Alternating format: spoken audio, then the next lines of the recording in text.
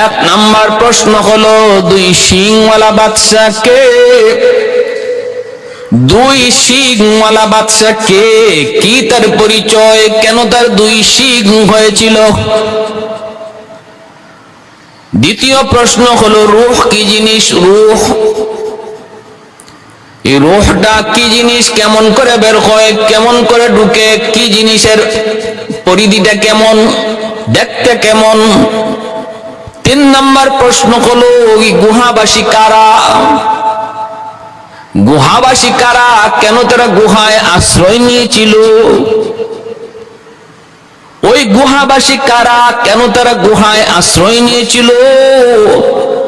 আর ওই গুহায় এক ঘুমে তারা 309 বছর কাটায় দিয়েছিল। কি তাদের পরিচয়? তিনটে প্রশ্ন নিয়ে নজর ইবনে হারিস মক্কায় এসেছে, আবু জাহেলকে শোনাইছে। আবু জাহেলের তো মাথা নষ্ট, কয় কি এমন প্রশ্ন জীবনে তো কোনোদিন শুনি নাই। দুই শিংওয়ালা বাদশা আবার কে? কি তার পরিচয়? কেন তার দুই শিং হলো? রূহ কি জিনিস? গুহাবাসী কারা? কেন তারা গুহায় আশ্রয় নিয়েছিল এক ঘুমে 309 বৎসর? আবু জাহেলের মাথা হ্যাং মারলো। আবু জাহেল কয়ে পাইছি, এইবার পাইছি। ভাতিজা তুমি যাইবা কোথায়? ভাতিজা তুমি যাইবা কোথায়? এইবার বোঝা যাবে, এইবার খবর আছে। মহা খুশি। আবু জাহেল কয়ে দেরি নাই, চল ভাতিজা মুহাম্মদের কাছে চল, যায় তারে জিজ্ঞেস করি 3 প্রশ্নের খবর তার কাছে আছে কিনা। না রে না, আমরা যখন প্রশ্নই জানি না, প্রশ্নই শুনি নাই, মুহাম্মদ জবাব দিবে কেমন করে? এই প্রশ্নই তো জীবনে কোনোদিন শুনি নাই, জবাব দিবে কেমন করে? আল্লাহর নবীর কাছে আবু জাহেল আইসা ডাক দিয়া বলতেছে, ভাতিজা মুহাম্মদ। নবী বলতেছেন, চাচা যান কেন এসেছেন? আবু জাহেল কই, বাবা এসেছি। আগে বলো তো দেখি, তুমি কি নবী?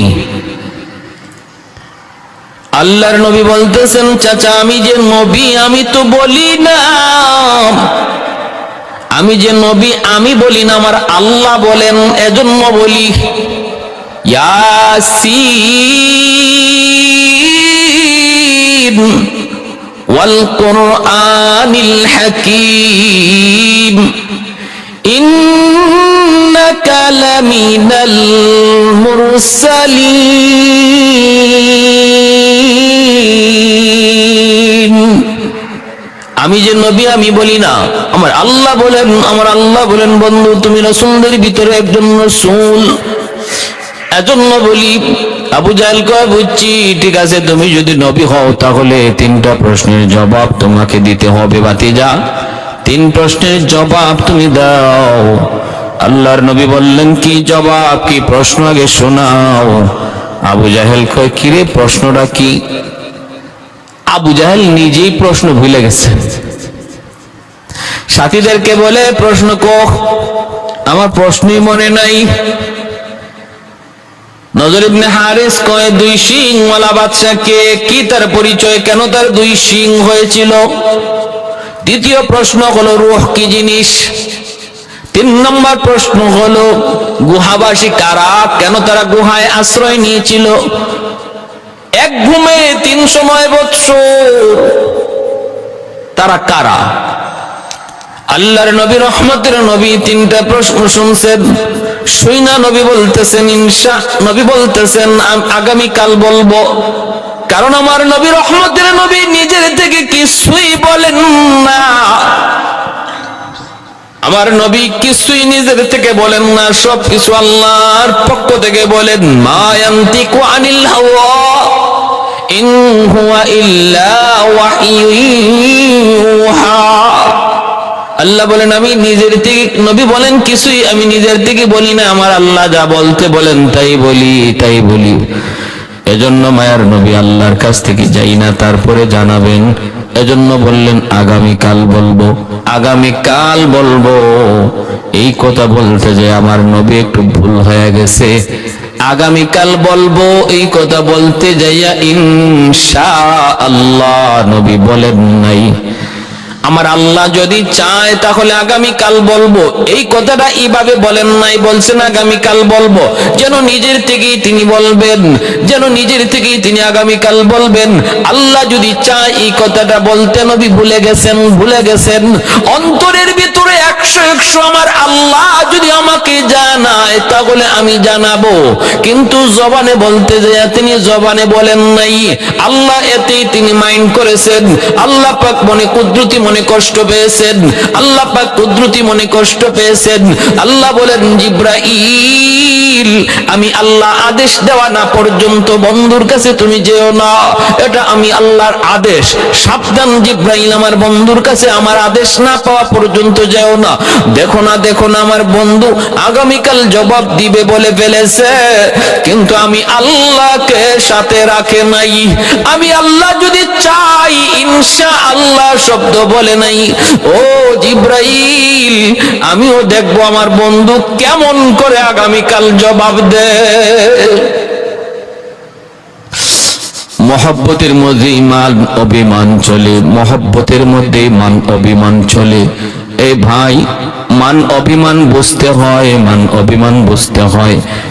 যার প্রতি যার মহব্বত যত বেশি, তার প্রতি তার অভিমানও তত বেশি। যার প্রতি যার ভালোবাসা বেশি, তার প্রতি তার অভিমানও তত বেশি। আল্লাহর নবী, রহমতের নবীর প্রতি আমার আল্লাহর কি পরিমাণ ভালোবাসা। পবিত্র কুরআনুল কারীমের ভিতরে সকল নবীদের নাম, আল্লাহর নাম ধরে অনেকের ডাক দিয়েছেন। ইয়া আদম উসকুন আনতা ওয়া যাওজুকাল জান্নাহ, ইয়া নূহ, ইয়া ইব্রাহিম, ইয়া মূসা, ইয়া ইয়াহইয়া খুযিল কিতাবা বিকুওয়া ওয়া মা তিলকা বিয়ামিনিকা ইয়া মূসা। এইভাবে আল্লাহ পাক রব্বুল আলামিন নবীদের নাম ধরে ধরে ডাক দিয়েছেন, কিন্তু আমার আপনার নবীর নাম ধরে আল্লাহ কোরআনের কোথাও ডাক দেন নাই। ডাক দিয়েছেন কেমন করে? কইয়া আইয়ুহার রাসূল, ইয়া আইয়ুহান নবী, ইয়া আইয়ুহাল মুজাম্মিল, ইয়া আইয়ুহাল মুদ্দাসসির। ওগো আমার মায়ের নবী, ওগো আমার মায়ের রাসূল, ওগো আমার চাদরওয়ালা নবী। সুবহানাল্লাহ। আমার নবী, রহমতের নবী, মায়ার নবীকে এইভাবে আল্লাহ পাক ডাক দিয়ে কোরআনে সম্বোধন করেছেন। এত মায়া, এত দরদ, এত ভালোবাসা। ভাইরা বন্ধুরা, জন্য আল্লাহ পাক কুদরতি কলিজায় ব্যথা পাইলেন। মহব্বতের মানুষ যদি অল্প কথা কয়, এতে দুশমনের তলোয়ারের আঘাতের চেয়ে বেশি কষ্ট পাওয়া যায়। ফুলের ছিটা দুশমনের তলোয়ারের আঘাতের চেয়ে বেশি কষ্ট। ভাইরা বন্ধুরা, জন্য আল্লাহ পাক রব্বুল আলামিন কয়, জিব্রাইল, যাও না। আমার বন্ধু কেমন করে জবাব দেয় আমি আল্লাহ একটু দেখি। আগামীকাল আবু জাহেল আসছে। নবী যখনই বলছেন আগামীকাল বলবো, আবু জাহেল তখনই কিন্তু একটা লাফ দিছে। কয়রে বুঝছি মুহাম্মদে পারতো না। সময় চায়, সময় চায়, সময় তো চায় যারা দুর্বল। আবু জাহেলের তো খবর নাই আমার নবী তো দুর্বল, আমার আল্লাহ ছাড়া আমার নবী দুর্বল, এই খবর তো আবু জাহেলের নাই। কিন্তু আমার আল্লাহ যদি সাথে থাকে, আমার নবীর চেয়ে সবল আর কেউ নাই। শুধু নবী নয়, উম্মতের ভিতরেও যদি যা আল্লাহ যার সাথে আছে, তার যে শক্তিশালী আর কেউ নাই। উম্মতের ভিতরেও যাদের সাথে আল্লাহ কুদরতি শক্তি আছে, তাদের সামনে দাঁড়াইবার ক্ষমতা কারো নাই। আল্লাহ পাক রব্বুল আলামিন কারো বিরুদ্ধে কোনো কিছু অ্যাকশন নিতে আল্লাহর স্পেশাল ফেরেশতার বাহিনী পাঠাইতে হয় না। ছোট্ট থেকে ছোট্ট মাখলুককে আল্লাহ পাক বহুত বড় স্পেশাল বাহিনী বানাইয়া শায়েস্তা করতে পারে কি পারে না। নজির আব্রাহার, নজির আবাবিল পাখি, নজির ফেরাউনের নজির ওই যে বনি ইসরাইলের লোকগুলিকে আল্লাহ পাক কখনো ব্যাঙের দ্বারা, কখনো পিঁপড়ার দ্বারা, কখনো ওই যে পোকামাকড়ের দ্বারা আল্লাহ পাক ধ্বংস করেছেন। আযাব প্রযুক্তি আল্লাহ পাক ধ্বংস করেছেন। ভাইরা বন্ধুরা, জন্য আল্লাহর প্রতিটা সৃষ্টি হলো আল্লাহর এক একটা ক্ষেপণাস্ত্র। অতএব আল্লাহর মোকাবেলা করে কোনো লাভ নাই। দেয়ালে মাথা টেকাইলে দেয়ালের কোনো ক্ষতি হয় না, বাকি নিজের মাথার কোনো অস্তিত্ব থাকে না। আল্লাহর মোকাবেলা যে যুগে যারাই করেছে সেই চরম বোকামি করেছে। কোন যুগে কেউ আল্লাহর মোকাবেলা করে পার পায়নি, টিকতে পারেনি, পারবেও না। ভাইরা বন্ধুরা, ওইবার দেখা গেল আবু জাহেল খুব খুশি, খুব খুশি। দেখি ঠিক আছে, আগামীকাল আসবো না, তুমি কেমনে জবাব দাও দেখি আমরা। এই কথা বইলা আবু জাহেল দলবল নিয়ে চলে গেল। আমার ভাইরা বন্ধুরা, আল্লাহর নবী আগামীকাল জবাব দিবেন, কিন্তু আগামীকাল কেমনে দিবেন, কেমনে দিবেন? নবী তো নিজের থেকে কিছুই জবাব দিবেন না। জবাব নবী দিবেন নিজের থেকে না, নবী জবাব দিবেন তো আল্লাহর কাছ থেকে পাইয়া, ঠিক না? আল্লাহর কাছ থেকে পাইয়া নবী জবাব দিবেন। এইবার মায়ার নবী আল্লাহর কাছে অপেক্ষায়। আগামীকাল দেখা যায় জিব্রাইল আসলেন না, নবী জবাবও পাইলেন না। জিব্রাইল আমিন আসলেন না, নবী জবাব পাইলেন না। কিন্তু আবু জাহেল সঙ্গ পঙ্গলিয়া হাজির। মুহাম্মদ, ও মুহাম্মদ, জবাব দাও, জবাব। মায়ার নবী দয়ার নবীর কলিজারা কেঁপে উঠছে যখনই ডাক দিছে আইসা মুহাম্মদ কইয়া। কারণ আমার নবী তো জবাব পান নাই, পান নাই। নবী তো জবাব পান নাই, কেমন করে নবী জবাব দিবেন? আল্লাহর নবী রহমতের নবী, চেহারাটা মলিন হয়ে আছে নবীজির। নবী বা ডাক দিয়া বলতেছেন, চাচা গো, আজও পারবো না, আজও পারবো না। আল্লাহ নবী রহমতের নবী যখনই বলছেন আমি আজও পারবো না, আবু জাহেল লাফ দিয়া তিনাত উপরে উঠে গেছে।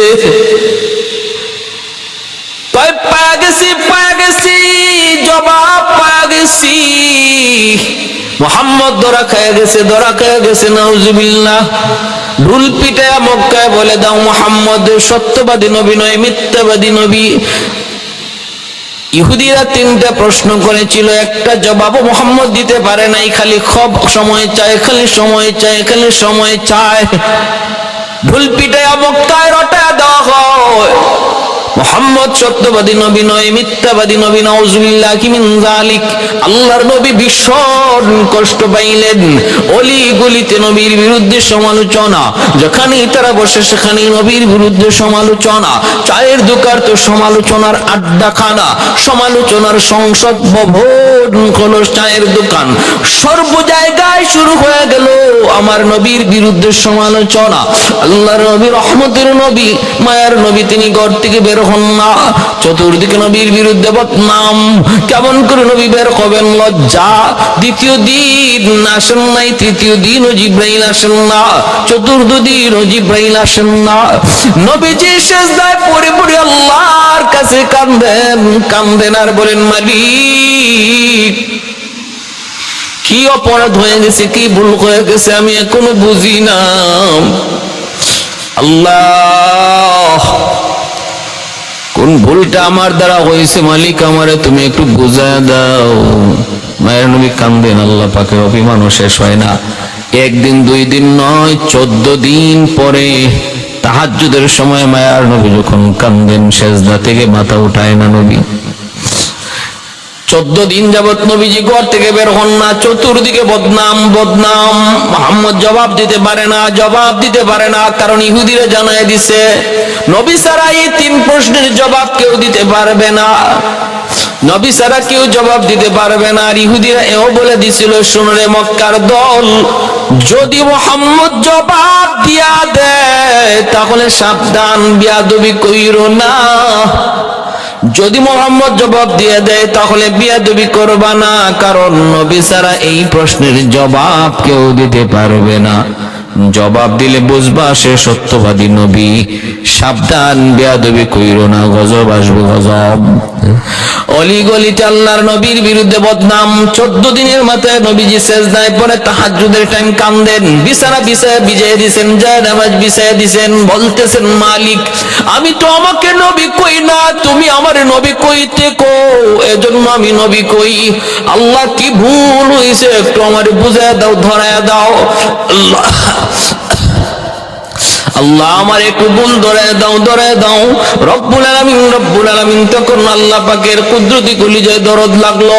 আল্লাহ পাক জিব্রাইলকে বলতেছেন, জিব্রাইল তুমি কেন কান্দো?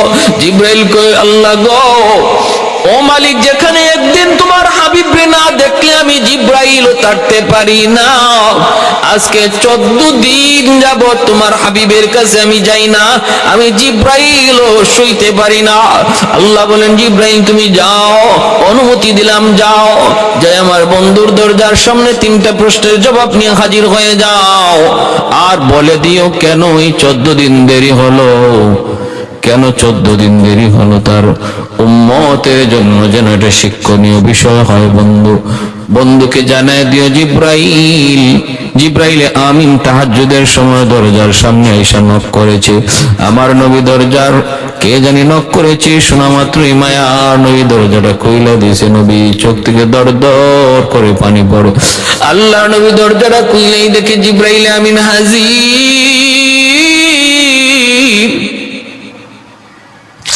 মায়ার নবীর চোখ থেকে আরো দর দর করে পানি ঝরতে লাগলো, যেন পানির বাঁধ ভেঙে গেছে। নবী জিব্রাইলকে দেখা মাত্রই অপরদিকে জিব্রাইল নিজেও কাঁদতেছে। জিব্রাইল কই, নবী গো আপনি আমাকে ভুল বুঝেন না গো নবী, আমাকে আপনি ভুল বুঝেন না, আমি তো আপনার কাছে আসতে চাই, কিন্তু আমার আল্লাহ আমাকে আসতে দেয় না। সকল নবীদের কাছে জিব্রাইল 1 বার 2 বার, কারো কাছে 100 বার 300 বার 500 বার আসছে, কিন্তু আমার নবীর কাছে 24,000 বার জিব্রাইল আসছেন। জিব্রাইল কয়, নবী গো আমাকে ভুল বুঝবেন না, আমি তো আপনাকে না দেখলে শান্তি পাই না, আমি তো আসতে চাই, আমার আল্লাহ আমাকে আসতে দেয় না, দেয় না, দেয় না। আল্লাহর নবী জানতে চাইলেন, ভাই জিব্রাইল কেন? কই, নবী গো মনে পড়েনি, দেখেন তো আজ থেকে 14 দিন আগে আপনি বলেছিলেন আগামীকাল বলবো, কিন্তু প্রশ্নের জবাব দিতে যে আগামীকাল বলছেন ইনশাআল্লাহ বলেন নাই। আমার আল্লাহ যদি চায় তাহলে জবাব দেব, এই কথাটা বলেন নাই, যদিও আপনার অন্তরে ছিল, মুখে বলেন নাই। এই কথাতে আল্লাহ পাক কষ্ট পেয়ে গেছে গো নবী। আপনার উম্মতকে এই শিক্ষা দেওয়ার জন্য ভবিষ্যতের কোনো কাজ যখনই তারা করবে তখনই ইনশাআল্লাহ বলবে, যখনই ভবিষ্যৎ নিয়ে কোনো কথা বলবে তখনই ইনশাআল্লাহ বলবে, কারণ ওই কাজটা তার তকদিরে করার ক্ষমতা সুযোগ আসেনি না নাই সে জানে না, জানেন শুধু কে? আল্লাহ। আগামীকাল আমি যাব, যেতে পারবো কি পারবো না আমি জানি না, জানেন আমার আল্লাহ। এজন্য সর্বদা ইনশাআল্লাহ যেন আপনার উম্মত আমল করে, আল্লাহ পাকই সবক দিলেন আপনার উম্মতের জন্য, তাও 14 দিন একটা ছোট্ট পরীক্ষা নিয়া, যেন এই উম্মত কখনো ইনশাআল্লাহ বলতে না ভুলে। আগামী সামনের কোনো কাজ কোনো কথা বলতেই ইনশাআল্লাহ যেন এই উম্মত আমল করে। আল্লাহ পাক 14 দিন পর্যন্ত নবীর কাছে ওহী আসা বন্ধ রেখে এই সবক দিলেন। কত গুরুত্ব, কত গুরুত্ব ভাইরা বন্ধুরা। জন্য বলতেছিলাম, ভালো করে শুনুন, আল্লাহ নবী রহমতের নবী, মায়ার নবী, দয়ার নবী, এবার তিনি বুঝলেন। আর জিব্রাইল বলতেছেন, নবী গো আরেকটা খুশ খবর, 14 দিন পর্যন্ত আপনার উপরে এই কষ্ট দিয়ে আল্লাহ একটা সুসংবাদ দিয়েছে, সুসংবাদ আপনার উম্মতের জন্য সুসংবাদ। কারণ আল্লাহ পাক আমাকে বলেছে, জিব্রাইল যাও, আমার বন্ধু 14 দিন কষ্ট করেছে, এই কষ্টটা অন্তর থেকে দূর করার জন্য আমি আল্লাহ একটা ব্যবস্থা নিয়েছি। কারণ আমি জানি আমার বন্ধুর উম্মতের জন্য কোনো খুশ খবর যদি তারে শোনাই তাহলে তার মনের কষ্ট দূর হয়ে যাবে, দূর হয়ে যাবে। বন্ধুকে যে জানাও তার যেই উম্মত যে কোনো কাজ সামনে করার আগে ইনশাআল্লাহ বলবে, ওই কাজটা পুরা কইরা দেওয়া তখন আমি আল্লাহর জিম্মাদারি হয়ে যাবে। ইনশাআল্লাহ যখনই বলবে ওই কাজটা সমাধা করে দেওয়ার দায়িত্ব আমি আল্লাহর হয়ে যাবে। এই খুশ খবর তার উম্মতের লাগি জানায়া দাও। নবী সাথে সাথে খুশি হয়ে গেছেন, সাথে সাথে খুশি হয়ে গেছেন, কারণ আমার নবী তো উম্মতের পাগল। নবী কিসের পাগল? উম্মতের পাগল। উম্মতের কোন খুশ খবর আমার নবীর সবচেয়ে আনন্দের বিষয়। যে নবী মৃত্যুর সময় সন্তানের কথা বলে যান নাই, স্ত্রীর কথা বলে যান নাই, পরিবারের কথা বলেন নাই, ইন্তেকালের আগেও যে নবীর জবান দিয়ে ইয়া উম্মতি উম্মতি উম্মতি ছিল।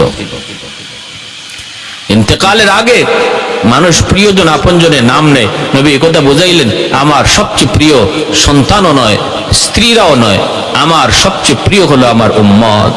ইয়া উম্মতি, আল্লাহ আমার ইন্তেকাল হয়ে যাচ্ছে, আমার উম্মতের কি হালত হবে, আমার উম্মতের কি হালত হবে, আল্লাহ আমাকে একটু যদি জানাইতা আমি মৃত্যুর পরও শান্তি পাইতাম। আল্লাহ পাক তখন বলতেছেন, বন্ধু তুমি চলে আসো, আমি আল্লাহ ডাকে তোমার ইন্তেকালের পর তোমার উম্মতের জিম্মাদার আমি আল্লাহ নিজে, আমি আল্লাহ নিজে। সুবহানাল্লাহ। প্যারে হাজির, এজন্য আল্লাহ নবী, রহমতের নবী, মায়ার নবী, দয়ার নবী, তিনটা প্রশ্নের জবাব নবী পেয়ে গেলেন। জিব্রাইল বলতেছেন, নবী গো এবার আপনি যান, বুক ফুলে যান আবু জাহেলের বাসে, যায় তিনটা প্রশ্নের জবাব দিয়ে দেন, জবাব দিয়ে দেন।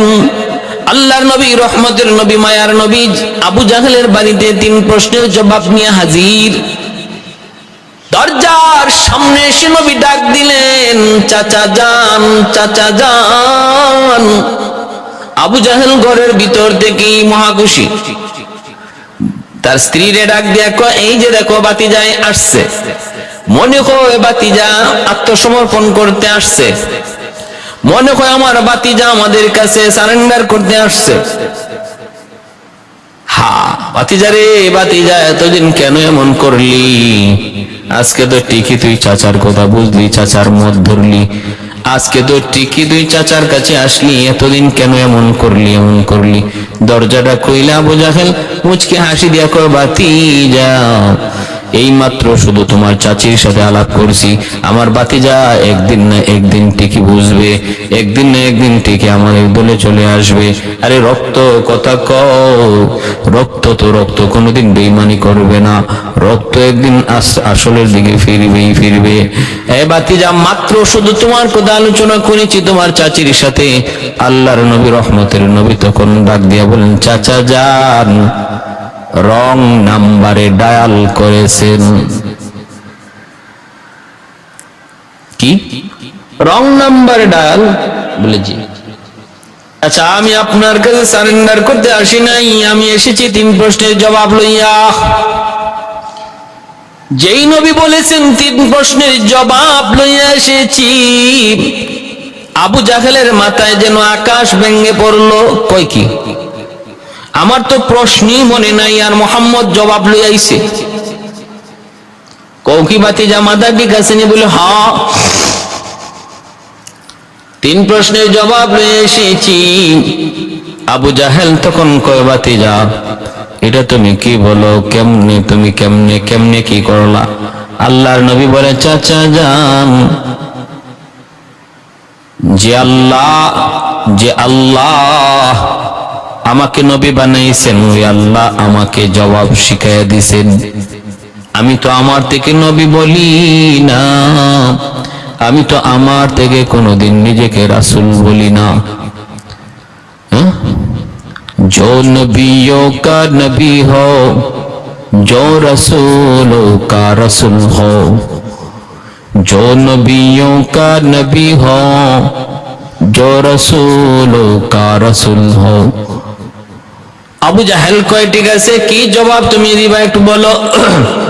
আল্লাহর নবী, রহমতের নবী বলে, চাচা দুই সিংওয়ালা বাদশা কে, কি তার পরিচয়? কেন তার দুই সিং হয়েছিল? তার নাম যুলকারনাইন। কারনুন শব্দের অর্থ সিং, কারনাইন মানে দুই সিং। জু শব্দের অর্থ হলো ওয়ালা, দুই সিংওয়ালা। এই দুই সিংওয়ালা বাদশাহ তিনি হলেন যুলকারনাইন। কে ছিলেন? কয় তাম পৃথিবীকে আল্লাহ পাক চারজন মানুষকে দিয়া দুনিয়া চালাইছেন, তাম দুনিয়ার বাদশাহ বানাইছেন চারজনকে। এর মধ্যে একজন হলেন যুলকারনাইন, দুইজন হলেন মুমিন, দুইজন হলো কাফের। একজন হলো সুলাইমান আর একজন হলেন যুলকারনাইন। একজন হলেন সুলাইমান পয়গম্বর আর একজন যুলকারনাইন। আর কাফেরদের ভিতর থেকে একজন বখতনসর আর একজন নমরুদ। এই যুলকারনাইন বাদশাকে আল্লাহ পাক তামাম দুনিয়ার বাদশা বানাইছিলেন। এই যুলকারনাইন বাদশার আলোচনাটা ইনশাআল্লাহ পরে করব, আলোচনাটা পরে শোনাবো। এরপরে নবী বলতেছেন 2 নম্বর হলো ওই গুহাবাসী কারা, কি তাদের পরিচয়, রূহ কি জিনিস এটাও পরে বলবো। আজকে আলোচনাটা শুরু করি আমরা ওই গুহাবাসী কারা, কি তাদের পরিচয়, কেন গুহায় আশ্রয় নিয়েছিল। জালেম এক বাদশা ছিল যার নাম বাদশা দাকিয়ানুস, মূর্তি পূজারী, অগ্নি পূজারী। ওই মূর্তি পূজারী অগ্নি পূজারী সে ছিল জালেম। তার রাজ্যে 7টা যুবক, এরা মূর্তি পূজা করে না, এরা মানুষের পূজা করে না, এরা এক আল্লাহতে বিশ্বাসী, এক আল্লাহতে বিশ্বাসী। ভাইরা বন্ধুরা, তাওরাত কিতাবের উপর বিশ্বাসী, এক আল্লাহর উপর ঈমান, মূর্তি কোনোদিন খোদা হতে পারে না, এই হলো তাদের একিনের বিশ্বাস। অথচ এই 7 জনের বাবা হলো বাদশার বড় বড় মন্ত্রী, বাদশার বড় বড় মন্ত্রী হলো তাদের বাবা। একদিন বিশাল বড় একটা আয়োজন, রাষ্ট্রীয় আয়োজন, সেখানে বাদশাহ সবাইকে ডাকছে, এখানে মূর্তি পূজা হবে। আয়োজনে সবাই শরীক হইতেছে, কিন্তু এই 7 যুবক যায় না।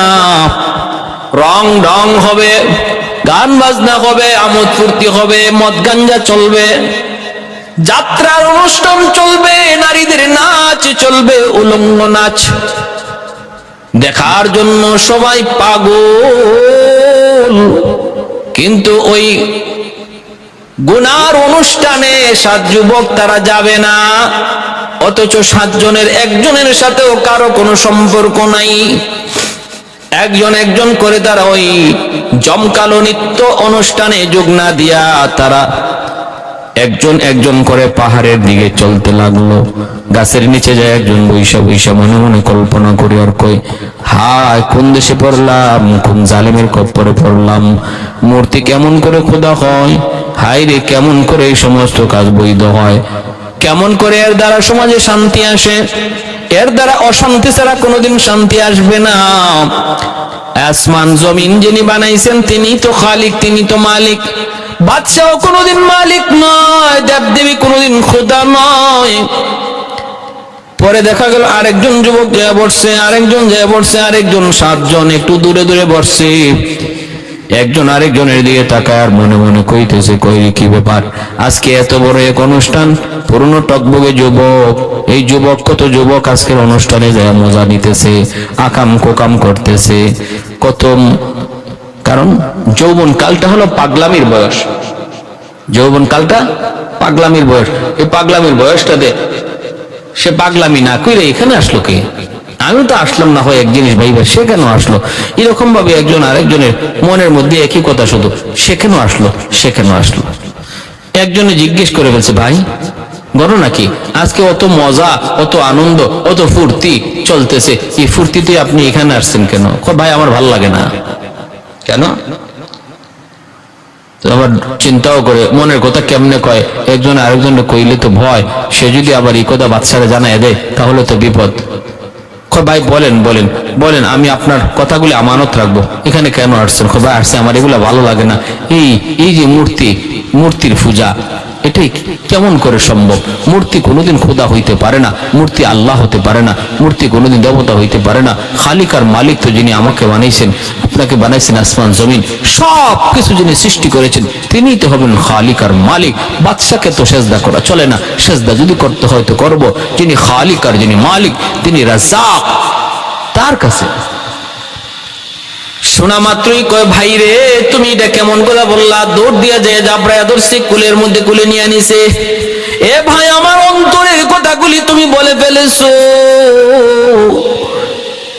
কে গো তুমি? কয় আমি অমুক মন্ত্রীর বলা। আর হ্যাঁ কয় আমিও তো অমুক মন্ত্রীর বলা। পাশের জনে হেও কান লাগায় শুনতেছে, হেও এই কথাগুলো শুনে মনে মনে কয়, হাই হাই, এরা দুজনের মনের কথা আমার মনের কথা এক। হেও তো কোন দূর দিয়ে আইসা কয়, ভাই তোমরা যেই কথা বলতেছো আমিও তো এই কথা এখানে হাজির হয়েছি, তোমরা যেই চিন্তা নিয়ে এখানে এসেছো আমিও ওই চিন্তা নিয়ে এখানে এসেছি। এইভাবে 7 জনের 7 জন তারা এক হয়ে গেল। 7 জনের চিন্তার ফিকির এক, এক ও অভিন্ন। পরে তারা এক হয়ে গেল, কয় বলতেছে ঠিক আছে এখন কি করা যায়? কয় না না, আমরা মূর্তি পূজা করব না, বাদশাকে আমরা খোদা হিসাবে মানব না। কিন্তু মুহূর্তের ভিতরে খবর বাদশার কাছে চলে গেছে, এই 7 যুবক নাই, এরাই অনুষ্ঠানে নেই।